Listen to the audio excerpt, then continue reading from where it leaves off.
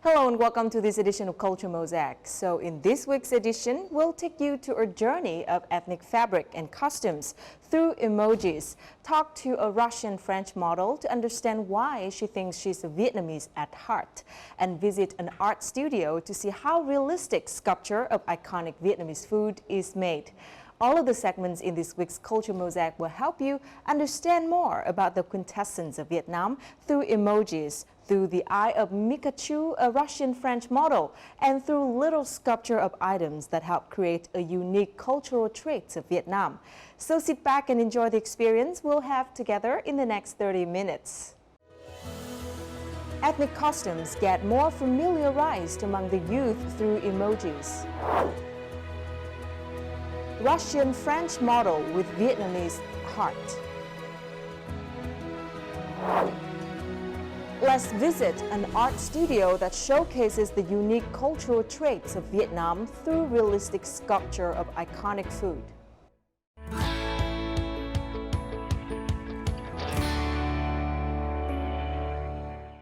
Recently, singer Tóc Tiên released her latest MV for the gentle ballad Nơi Em Là Bình Yên, or It's Peaceful When You're With Me.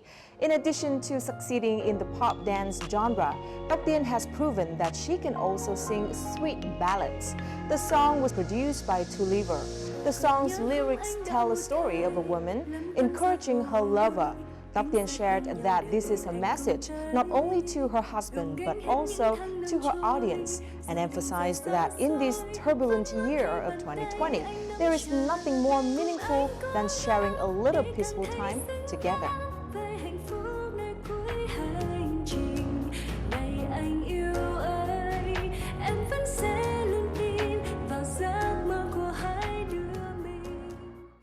Released on the evening of August 3rd, Hoàng Dũng MV for the song Nàng Thơ or Muse immediately received positive feedback from fans. The singer, who won Vietnam's The Voice contest in 2015, has brought listeners a beautiful love story that ends in sadness. The song tells the story of a relationship that comes and goes, told from the perspective of a boy to his ex.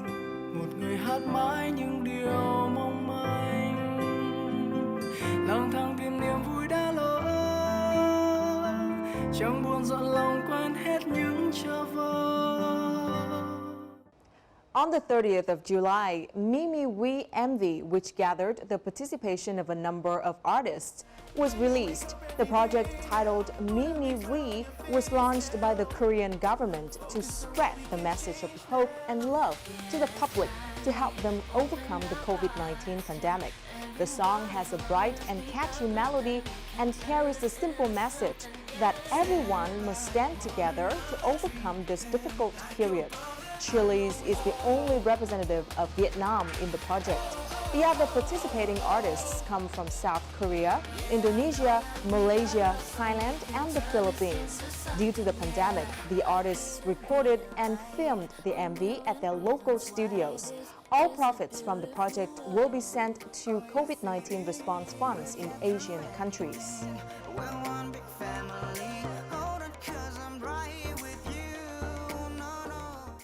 The Vietnamese film Blood Moon Party, a remake of the film Perfect Strangers, has gained popularity as a rare film that has gathered prominent actors, including names considered synonymous with high-quality Vietnamese cinema. With 18 remakes from 18 countries, Perfect Strangers has become one of the most remade films in the world. The film tells the story of a group of 7 friends who play a phone game at a dinner party. The game ends up revealing many hidden secrets for each character. Live in Cloud, Cuckoo Land, a short film by Vũ Minh Nghĩa and Phạm Hoàng Minh Thi, will compete in the Horizonte short category at the Venice Film Festival 2020. The organizers of the Venice Film Festival have officially announced the list of films featured in the Horizonte short competition category, and Live Cloud, Cuckoo Land has been selected as one of the 12 short films. The film is about a girl who works at a wedding dress shop who falls in love with a busker or street vendor. The film is 19 minutes long and features a wedding, a traffic jam, a robbery, a miraculous incarnation, and a love story. The Tale of Kiều is an epic masterpiece by Nguyễn Du, who was recognized by UNESCO as a world cultural figure. With its great story and interesting characters, over the years, many talented artists have been drawn to recreating it. Nguyễn Tuấn Sơn, a painter, has made his mark with his unique abstract drawings. His works were recently introduced to audiences through the exhibition, illustrating the Tale of Kiều with Vietnamese philosophy, which is being held to commemorate the 200th death anniversary of the great poet Nguyễn Du.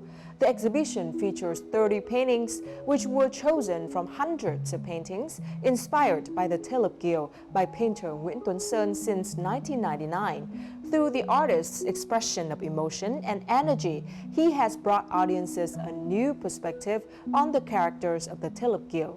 The Tale of Kiều exhibition will continue to run at the French Institute L'Espace in Hanoi until August 30th, 2020.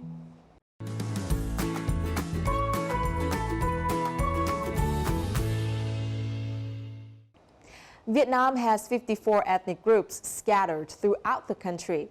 Almost every ethnic group has its own language, identity, and clothing. Their garments are the simplest way to distinguish one ethnic group from another, but it is hard to remember all 54 types of ethnic costumes. To address this, one young person has sought to familiarize and promote the costumes of ethnic groups through emojis. Let's take a look at how this youngster has done to achieve that in this week's culture and lifestyle. This is a real picture of the Cơ Tu people. The ethnic group mainly lives in the high mountainous areas of central Vietnam.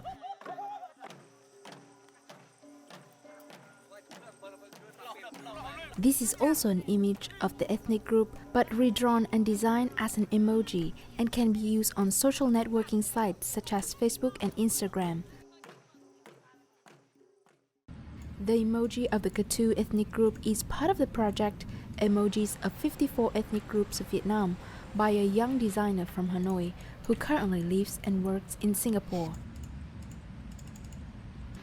Mình là Nguyễn Minh Ngọc, mình sinh năm 1993. Hiện tại thì mình vừa hoàn thành chương trình học tại LaSalle College of the Arts ở Singapore. Nghề nghiệp chính của mình thì là designer và illustrator.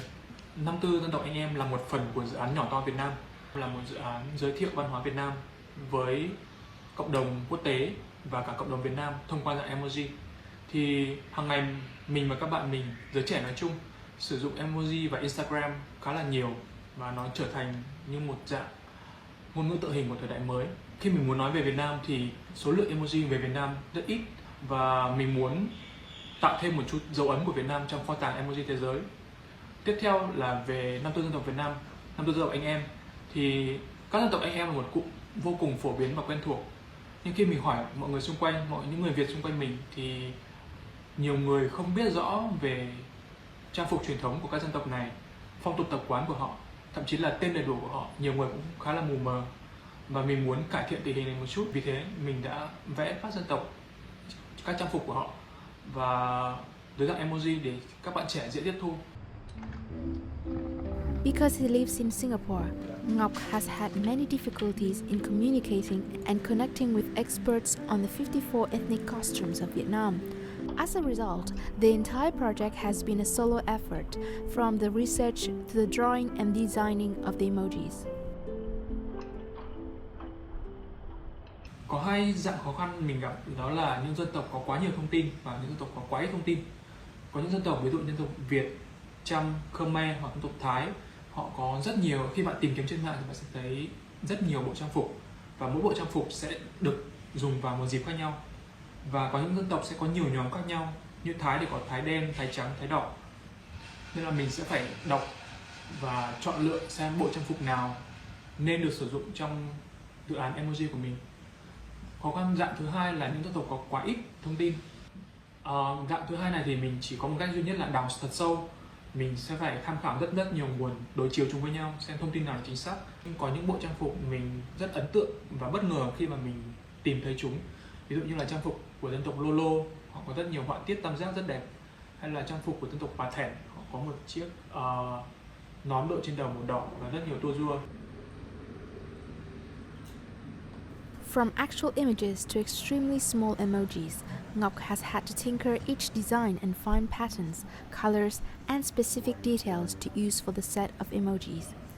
Tôi thấy là bạn ấy viết vẽ rất công phu và có nhiều sự tìm tòi từ cái trang phục như thế nào, đặc biệt là đầu tóc của từng dân tộc một thì bạn cũng nêu được những cái đặc trưng, ví dụ người Thái về tằng cẩu ra sao, người Hàn Nhì về đội khăn rào vân vân, thì đều có cái sự gia công cố gắng. Some thinks that this project still has some minor shortcomings, including some of the ethnic groups looking similar. However, he also appreciates the significance of the work. Tôi nghĩ là bạn trẻ đã làm như vậy là rất là hay. Bạn đã làm cho chính bản thân các bạn trẻ của người dân tộc thiểu số thì lại tự hào với trang phục của mình, chứ không có cảm giác như mình ngại ngùng gì đó, mà phải đấy yêu quý, đấy là di sản, đấy là vốn quý của cha ông để lại. Since its completion, the project has piqued the interest of the public. The page on Facebook has received 13,000 likes and nearly 7,000 shares. Not only Vietnamese, but even foreigners have also had positive comments about the project.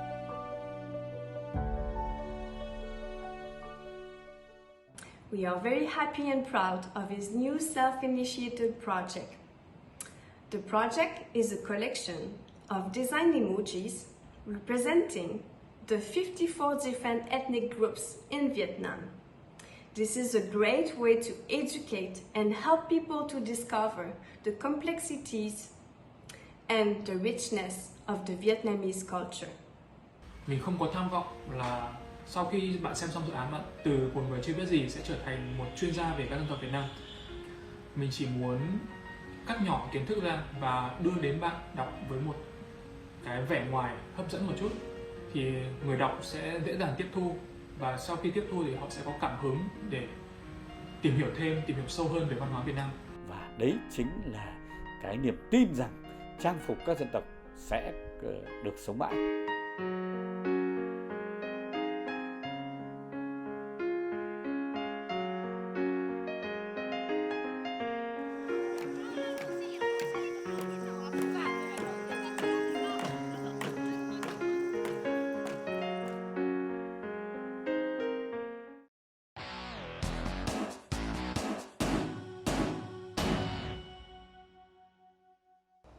As Vietnam was named as the second best destination in the world for expats in the 2019 Expat Insider Survey of Internations, to some expats, Vietnam is not only a place for career advancement, but also a second home. Mika Chu, a Russian-French model, MC and writer, is one of them. Thanks to the ability to speak 4 languages, Mika has had various opportunities to join the entertainment scene, which has enabled her to discover different regions of Vietnam. After 4 years living in the country, Mika sees herself as a Russian-French with Vietnamese soul. What made Vietnam so special in Mika's heart? Let's find out in this week's On the Mic. Now, I always say that I'm a little bit Vietnamese. I think I was Vietnamese in a different life. Yeah. So for me now, Vietnam, is my home.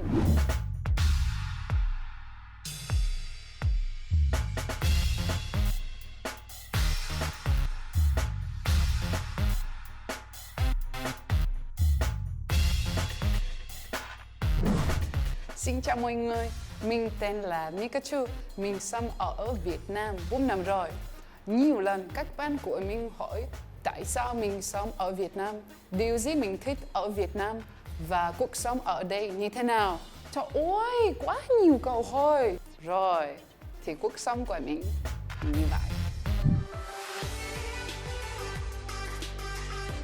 Hello everyone, my name is Nika. I'm Russian French, but my heart is Vietnamese. Indeed, I love Sao Dinh, hot vịt lông, Sơn Tôm MTP. I'm crazy about Vietnamese language and Vietnamese people. That's why living in Vietnam makes me vui như thế.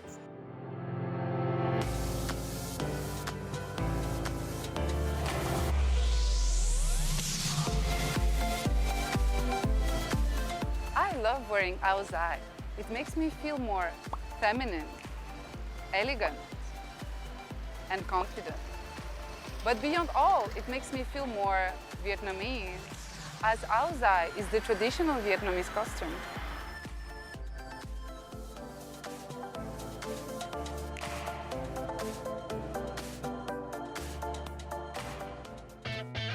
I love exploring Vietnam, and I seize every opportunity to discover this amazing country. Thanks to my jobs as MC and actress, I had the opportunity to visit many different provinces. Do you know what? The more I go, the more I love it. The chance. Chance brought me to Vietnam, and the fate made me stay here in Vietnam. Because at the beginning, I was planning to make an internship here, an internship of 6 months.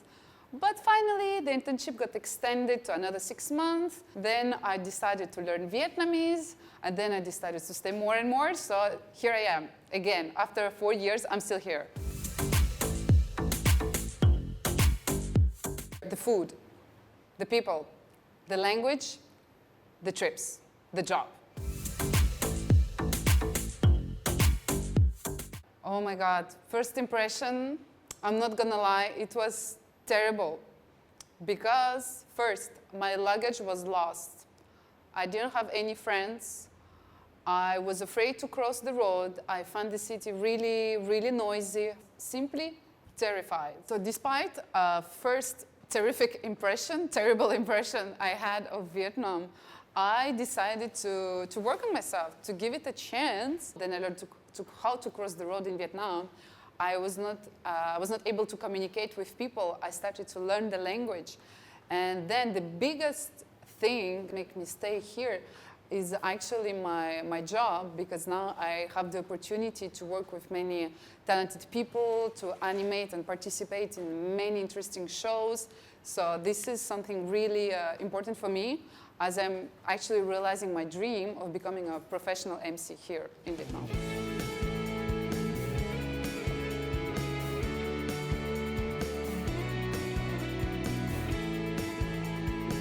Xin chào các bạn, mình tên là Mikachu, người mẫu và diễn viên ở thành phố Hồ Chí Minh. Các bạn đang xem Mikachu đi chơi, một chương trình mới về các địa điểm vui chơi ở thành phố Hồ Chí Minh. Và hôm nay chúng ta sẽ khám phá một nhà hàng rất là ngon.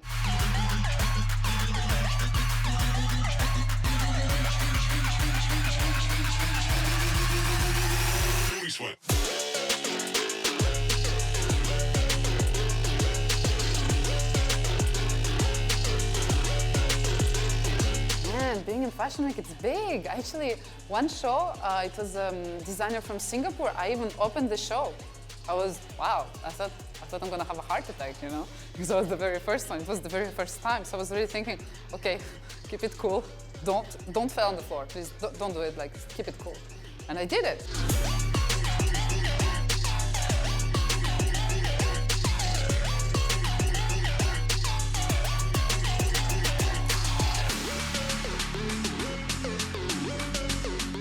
I'm much more relaxed now after 4 years in Vietnam than before. I just go with the flow, you know? Okay, today I'm supposed to meet someone or record the show. It was cancelled. Okay, it's okay. It's going to happen next time. No problem. I see very few Vietnamese getting angry, actually, compared to Europeans. They tend to be more smiling, and I like the use of the smile in everyday communication. I think it's really, really smart. Well, speaking Vietnamese is a change at 190 degrees. I'm gonna go buy my groceries, creates really contact with people. And then people in my neighborhood, they recognize me. Oh, I saw you on that show, it was you, yeah. So it's nice to communicate with them, and also primarily in my work. Các ông đó rất là dễ thương. Con có thể giúp cái gì đó? Ông bảo làm gì ở đây? Họ đưa cái địa chỉ. Without Vietnamese, one more time, I will not be here, guys. Yeah, I will be somewhere else. I don't know where.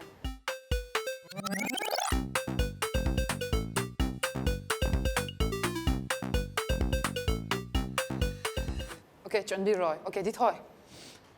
Vui như, Tết. nhanh như, Gió. Con gió. Chậm như. Rùa. Chán như. Wait. No, you have ngu ni bo. I hope you have this one. No, chăn như. No. Joker. Ah, chăn ni tuet. Okay. Sinh như. Sin. Sinh. It's a bird, no? It's a bird. Con chim? Con... Xin ni Mika. Có được không? Xấu như. Sợ. Sợ. No. Không sợ như Mika. Sợ như... Cái gì xấu? Sợ như một người xấu. Sợ như ba. Ah, sợ như ma. Something that I really like about Vietnamese culture is the fact that Vietnamese people put family on the first place, and it's something that I really appreciate. I like the fact that here we take care of the elderly. We like families live together with 2, 3, sometimes even 4 generations. It's really nice for me to see that I'm living in a modern country which still keeps its roots and its culture and its heritage from the past. Like, for example, I'm wearing áo dài. It's the national cultural costume, and it has been changed over the years, but it's still here. So it's something that I really value and cherish.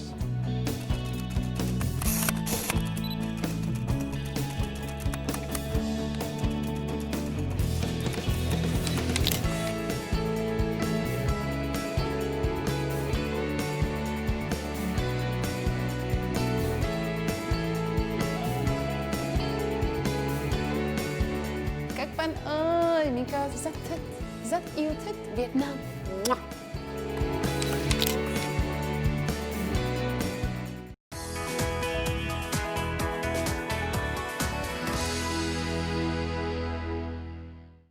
To look at these mini dishes, delicious, aren't they? But mind you, those tiny dishes are not edible, as they are miniature food models made from clay and other materials. Started out as a fanatical DIY craft trend in Japan, miniature food and items has won the world over and spread towards many countries, including Vietnam.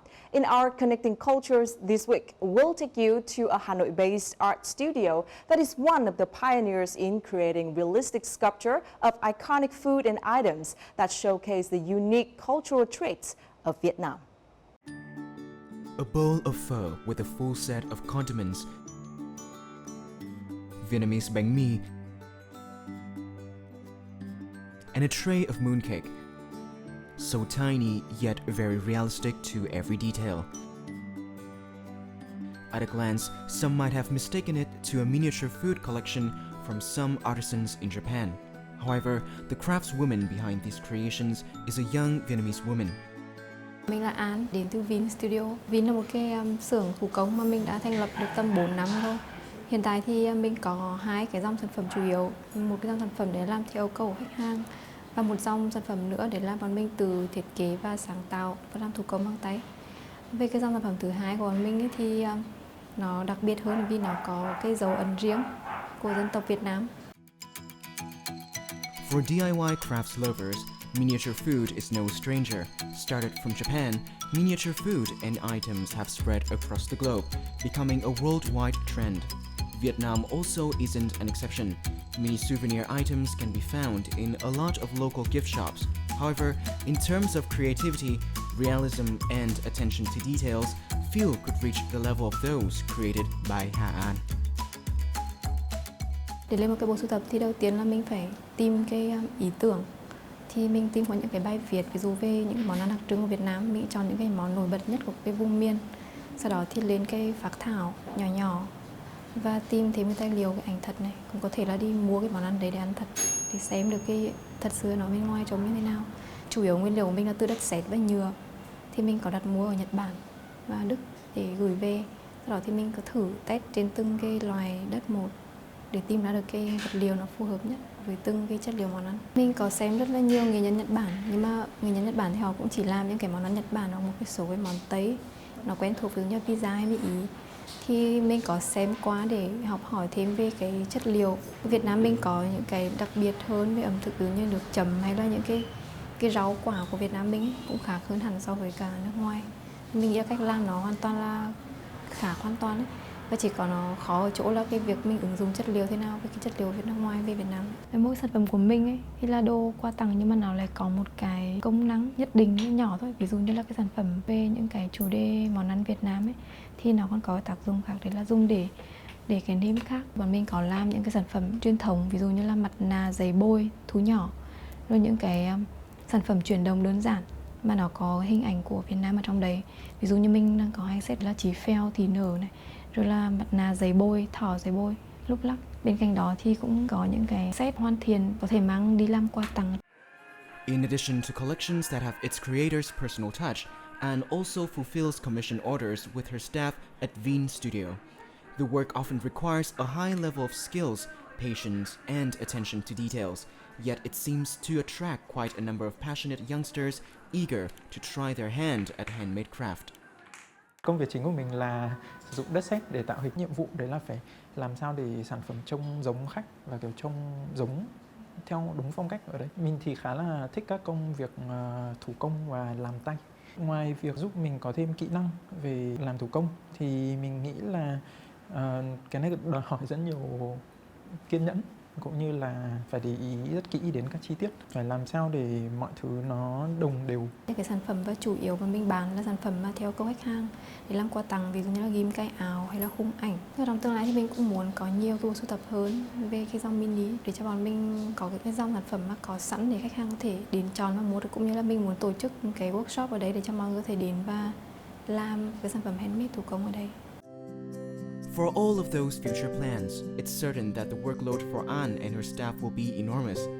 As with new collection comes with more complexity and even more taxing endeavors. However, these constant challenges are part of the allure for her, who sees creative obstacles as what makes art exciting. Plus, it's always a joy for Anne to be able to showcase the beautiful cultural traits of Vietnam to everyone. Mình muốn đưa những cái hình ảnh của Việt Nam vào thì mình muốn được là bản thân những người Việt cũng rất là thích những cái yếu tố cổ truyền, và họ cũng sẽ cảm thấy tự hào khi mà được là người sử dụng chính những sản phẩm đấy. And that's at the end of our program. If you'd like to provide feedback or comment on anything here on Culture Mosaic, please feel free to write us at vtvinternational@vtv.vn. You can also log on to vtv4.vtv.vn or youtube.com/vtv4go for more of our program. And don't forget to join us next week for another episode of Culture Mosaic. Goodbye for now.